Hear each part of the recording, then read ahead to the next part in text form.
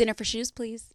Hello, and welcome to an episode of Dinner for Shoes. Today's episode is a shoe therapy episode, and it is all about my relationship with alcohol. Now, shoe therapy is a new miniseries that we started. This is actually only the second episode that we've done. But instead of the topic being about fashion, the topic is about things that are going on in my life, things that I might talk about at therapy with my personal therapist, who we'll mention today. Deep thoughts I have, things that I feel like are relatable that other people might be going through or struggling with, or maybe this topic resonates with them. That's what I hope, at least. And it's all just done in a really cute outfit, which is how we keep fashion in the mix with these shoe therapy episodes. And more often than not, this time it does. My outfit does kind of relate to what the theme of this episode is focusing on, which is my relationship with alcohol. And I here in this cup have some alcohol. No, I'm kidding. I have coffee. I have coffee. Because it's actually early in the morning when I'm recording this, and hopefully that means like my thoughts will be more clear. Um, but I want to start by saying that I had like a pang of anxiety in my chest before I started talking just now and started talking about this episode and what it is and why we're here. And that's the reason why I know I need to record it. I mean, you hear from people all the time, like, go towards your fears and like try to embrace them. And I think for me, it's not that I have a fear of opening up or talking about my relationship with alcohol. I am an open book. I pretty much talk about my entire life, which might be cringy to some, but then my suggestion to you would be look in the mirror. Just saying. But I do like to share. I like to share because I like to relate to others out there and to make other people feel less alone. I think that's probably my number one goal in life is to whatever I'm doing, make other people feel less alone. That's why Dinner for Shoes is a podcast that is supposed to make fashion feel accessible and for everyone. So if you stick around long enough, I think you'll find that or go back and watch some past episodes. But yeah, so that is my intention here with having this conversation. I feel like because I felt so inclined to talk about it, but also at the same time fearful of talking about it, that meant that there are other people out there that are probably internalizing and feeling the same way that I am about alcohol as a woman in her early 30s. I can't even say early anymore. I'm literally 34. Like I'm about to be 35. No, I'm 33. I will never, oh my God, I'm about to be 34. Thank God, phew. So I'm still in my early 30s. Okay. All right. Let me just throw that out there. I do have some notes.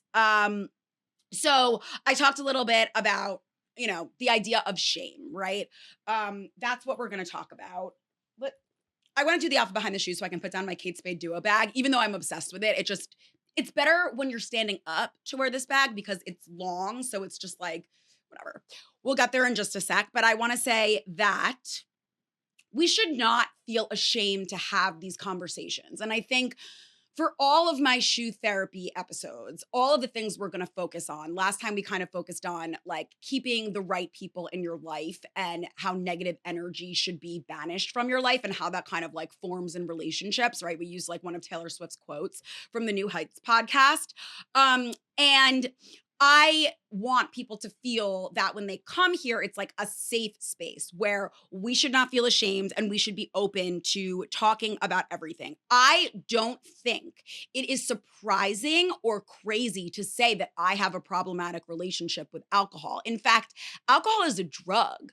Like, many people do have a problematic relationship with alcohol. Whether they're or not they're acknowledging it is their own prerogative, but it's obvious that people will have a problematic relationship with a drug, right? And honestly, if you have a bunch of friends that don't seem to have a problematic relationship with alcohol, then guess what? They have a problematic relationship with something else. So it is not a big deal and we should not feel shame, okay? I am proud of myself for talking about this today. And like I said before, like even if that's cringy that I'm proud of myself for talking about it, like look in the mirror. And I want to start by talking about the outfit behind the shoes because the whole gist of this is that I have cut back on drinking. I'm not sober. I am having this conversation because I'm still in the process and in the journey of like figuring out my relationship to alcohol, but I have a lot more clarity after cutting back, where I feel like I can at least start to have this conversation now. Now, since cutting back, I certainly feel more clear-minded, maybe ultimately like a little happier.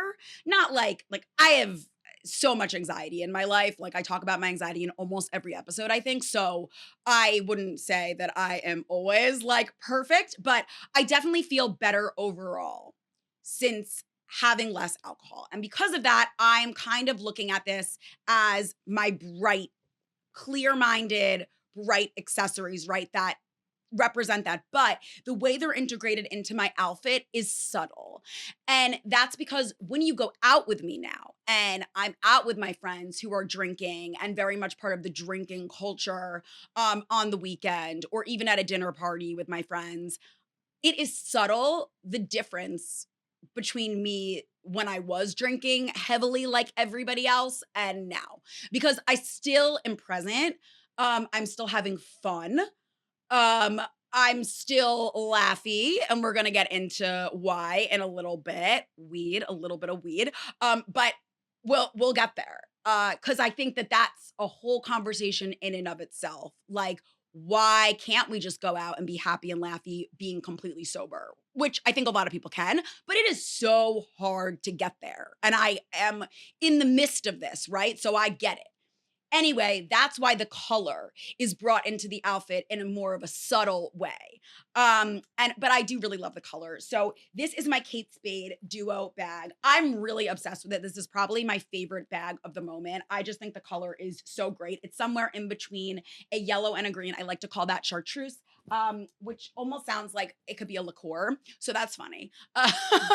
But these are Cider, really cute little slingback lime green shoes. Of course, the green plate. There's no, I don't even need to just explain why it's green today. I love a monochrome moment. And these are Cider patent leather shoes that when I first got them, I was like, I don't know if these are very me or if they feel like a little bit too kitschy or corny. And my best friend Isabel actually like recommended I keep them. She's like, I think they're you and you'll wear them at some point. And this is the first time I'm wearing them. So that's the shoes. This new wool blazer that I am obsessed with is from Rag & Bone. It is so comfortable. My pants are pinstripe pants with a tiny little belt that are also from Cider. I love the belt so much that I left some of the buttons open on the Rag & Bone blazer just so you could really see them. I am wearing my engagement ring. I am wearing my Astrid Miyu green stone set. It's a gold little set. It has like a dome ring with a green gemstone and then 2 dome huggies with the same green gemstone, just to bring green into the outfit a little bit more. And yeah, that's it. Let me take another sip of coffee.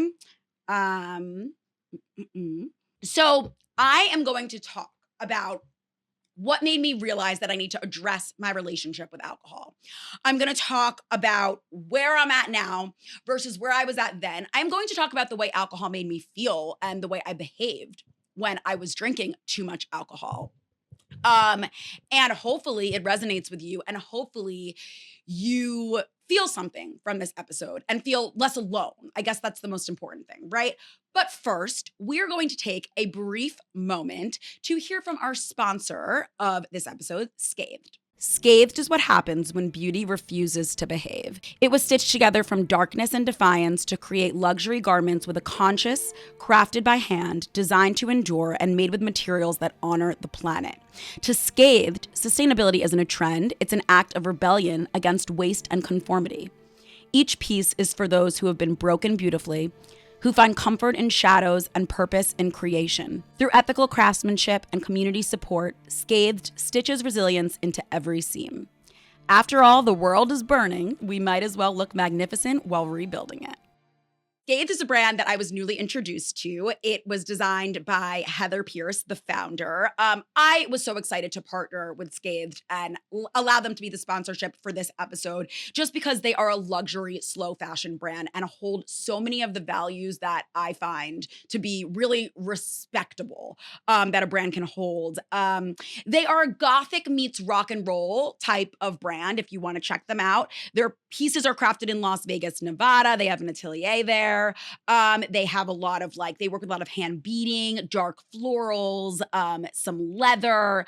And their goal is to reduce waste caused by the fashion industry, to guarantee that your item is a true rarity by producing in small batch limited edition collections, which I absolutely love.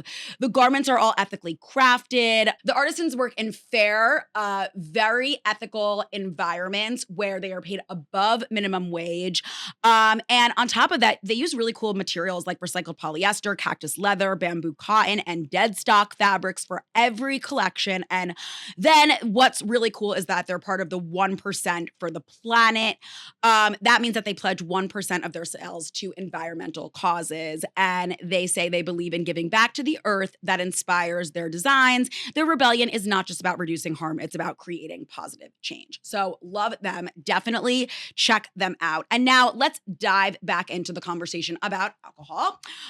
Okay, so let's talk about my reason for wanting to address my issue with alcohol. When I was going out, I was drinking too much. Here's the thing. I would get to a point where I had maybe one or two drinks, depending on obviously how much I ate that day. The fact that I am a lightweight, where whatever it was, depending on how much I ate, I got to a point where I did not realize that I was getting drunk, and I would continue to drink. Everyone else around me was continuing to drink. Maybe they were getting as drunk as I was. They were getting drunk, period. Maybe it was showing a little bit less than it was for me. But when I got past that point, I look at it as like a little point. I would not necessarily black out at that point, but have no idea how fucked up I was. And that's why I would continue to drink. I would try to make rules for myself. Oh, have a water, have a Diet Coke in between. For every drink you have, wait an hour. I would try. And I would get to a point where I'd be like, I'm not drunk. I don't feel it. I must have eaten a lot today. Let me have another drink so that I can feel it like everybody else is clearly feeling it. Okay. And then I would continue to, and that would often, not always, but often lead me to blacking out. Forgetting even a small portion of the night would cause me so much anxiety. The fact that I didn't remember saying things that then in the morning I found out I said, and I was embarrassed that I said, behaving in ways that I would never behave in. I am a loud, outgoing person. So yes, I would behave in a loud and outgoing way, but to a point that was overly obnoxious when I was drunk, that terrified me.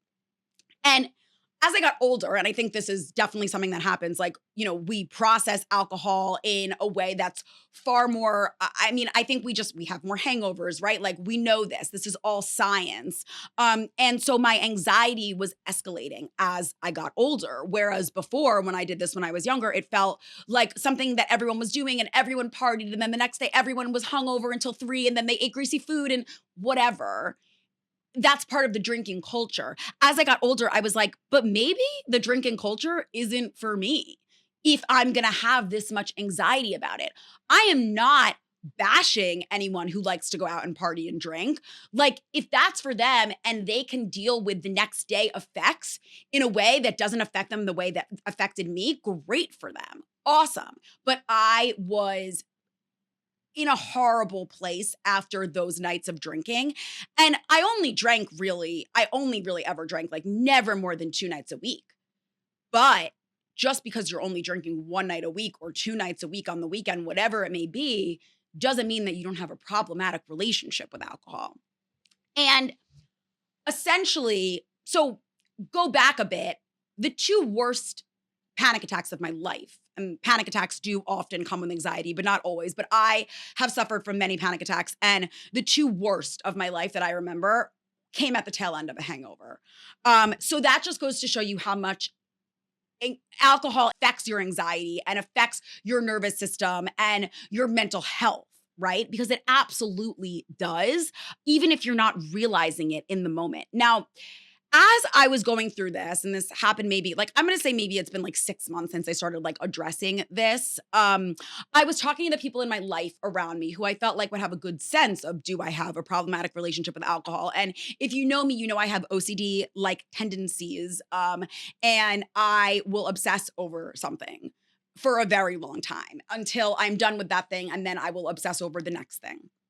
And when it came to drinking and alcohol, I was asking everyone around me, particularly like my best friend Isabel and Nick, do I have a problematic relationship with it? They told me they didn't feel like I did. And that is because, and now I see it being someone who doesn't get wasted when I go out, the drinking culture makes it so that everyone's included here. And the way you get drunk, however you get drunk, is okay because we're all getting drunk and drinking alcohol together. When I talked to my therapist about it, and by the way, I went back to this therapist because I felt like I was having issues with alcohol. When I went back to her and we started talking about it, she looked at me and said, "You have a problematic relationship with alcohol." And even though I knew that to be true, deep down, I wouldn't have been talking about it if I didn't believe that I did too. When someone says that to your face, which, and this is no offense to Nick or Isabel, who didn't tell me that I had the problematic relationship with it, when someone says it, it's like, oh, like you could know the thing, but when someone says it to you, it's like, oh. And it's not a feeling of shame necessarily because I was already sitting there having the conversation instigated by me, but it's this like, it's this scared feeling of, oh, I need to make a change. And making a change is scary, period. I get that. I hate change. Probably one of the top 5 things I hate. I also hate cilantro. I hate change. So that was scary to me. And I will say that throughout my life and throughout growing up and going out and drinking, even in the very beginning in like high school when people started drinking and my mom had discussions with me, my mom doesn't drink, has drank before in her life when she was younger, but didn't have a great experience with it and has always not loved drinking for me. And because of that, I always have that thought in the back of my head that like my mom wouldn't be proud of me. And that could be mommy issues that we'll deal with in another episode. But like essentially, I had the feeling as early on as I can remember, this is a bad thing. And one more thing I'll say about when I would go out and get drunk and black out, I would often make decisions that I regretted. I talked a little bit about behaving in a certain way, but I would also vape. And that caused me so much shame.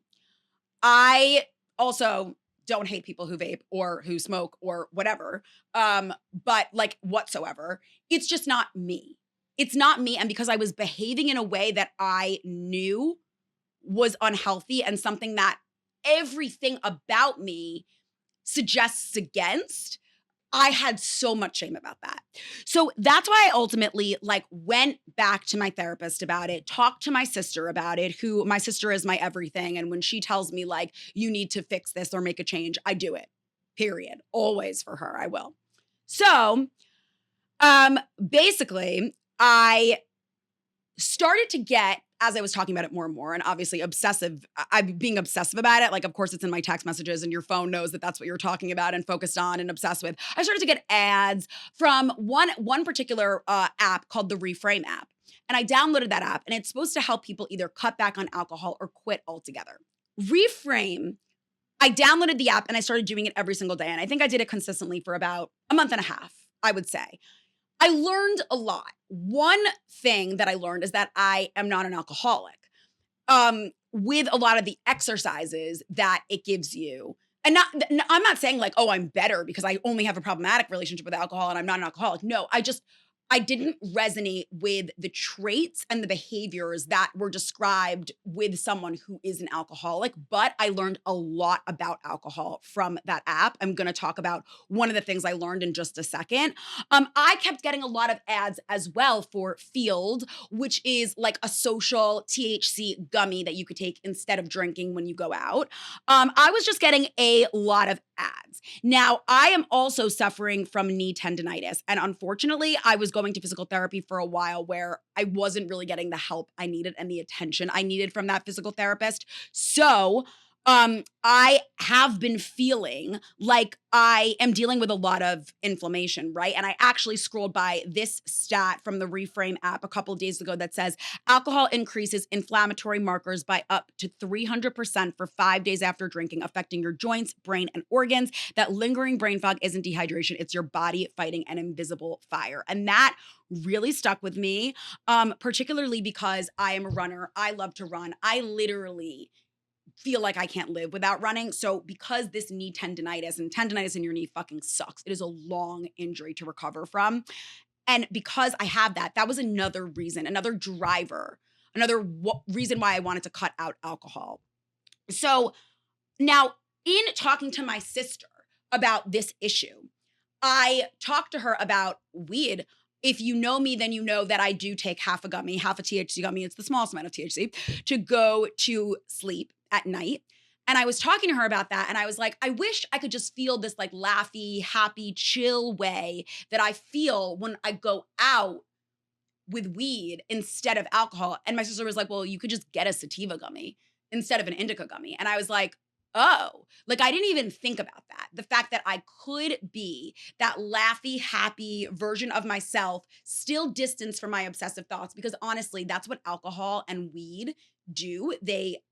I describe it to like Nick as I'm here, this is me, and I have like all of these obsessive thoughts about my to-do list, about things that I'm doing wrong, about making people happy. All these obsessive thoughts are like connected with a string over here. And then I have the happy version of myself over here, right?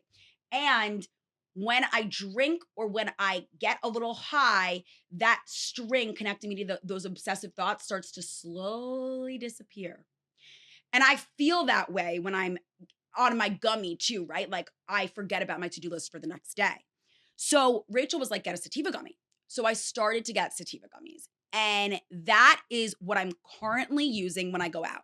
I still will have maybe a drink when I go out before I take my gummy. But after I have that first drink, because honestly, I chalk it up to I do like alcohol. I like the taste. I like pairing a good drink with a good meal. And I know I can have a mocktail instead. And I have had mocktails, and I might eventually just have mocktails. But right now, I still have one drink. Maybe if I've been out all day, I'll have two, but that's probably it at this point. Then I'll take my half gummy. It's 6 milligrams of THC, which is a very small amount. But like I said, I'm a lightweight and I feel good. And I drink Diet Coke, or I really do like Diet Coke. And my mom also doesn't want me to have Diet Coke because of the aspartame. But I have to have something that tastes good when I'm a little bit high. Because like, you're hungry. I definitely get the munchies. I get the munchies without weed, okay? So I have my Diet Coke, and I have just as much, if not more fun. I also, however, see the way people behave when they get drunk, and it is a mirror reflecting back the way I behaved when I went out and drank a lot. And I am not saying it's bad or that I judge my friends or that I judge my loved ones for drinking whatsoever. I don't. It's just not for me, I think. I think. And I think that I may completely give it up one day. I think maybe like when I get pregnant, like maybe that will be like, okay, obviously I'm not going to drink when I'm pregnant, and then I'm probably not going to go back to it. But right now I'm still figuring it out. But this is an important conversation because it's something that so many people, especially my age, where the heart of the drinking culture is now. Like it's prime time for that. They struggle with this and they deal with this. And I want to end this episode by first taking another sip of my coffee. Okay. And then I don't think this was the first time I ever wrote it, but I think the last time I addressed this note, it's called Gains from Cutting Back on Alcohol. And I just screenshot it so I can put it up on the screen. But the last time I addressed it was in June. And I guess I haven't had to revisit it since then, which is cool because it means that like I haven't had a hangover and I haven't like struggled since then, which I'm proud of. But one is no hangover. Two is more in touch with how I'm acting and behaving in social situations. Three is not forgetting what happened or that I said something, which always causes me extreme anxiety. Four is that people in my life are proud of me. Five is that me proud of me. And six is that I have a healthier and improved liver. And seven is that less inflammation in my knees. So hopefully I can run more soon. And I am getting better with my running. And I am up to 3 miles and I still have a little bit of pain, but we're working through it. And I'm with a great physical therapist. Now, at Bespoke Physical Therapy, this is not an ad for Bespoke Physical Therapy, but I do love them. And I just feel more clear. I think the way that I feel when I'm on a run is how I would describe like my ultimate goal of always feeling that way, right? And it's impossible to like always have a runner's high when you're just going through life. But if I can make any situation feel more like that, I will. And I think cutting back on alcohol is helping me with that. So this has been my episode of Shoe Therapy. I hope I have made a lot of sense. I was anxious to talk about this topic, but also I always know that that means I need to go toward it and talk about it anyway. This episode has been sponsored by Spade. Check them out. And I love you guys. If there are any shoe therapy topics that you would love for me to talk about, maybe you are going through it and feel like maybe I have to, or I don't know, drop a comment. Email us, DM us. Love you guys. Bye. Episode notes. Oh, it's the episode way. Okay, episode notes. Okay. Important. Megan, scratch all of this. We're starting over. No, Megan, we're going to take that out. No, nope, start over.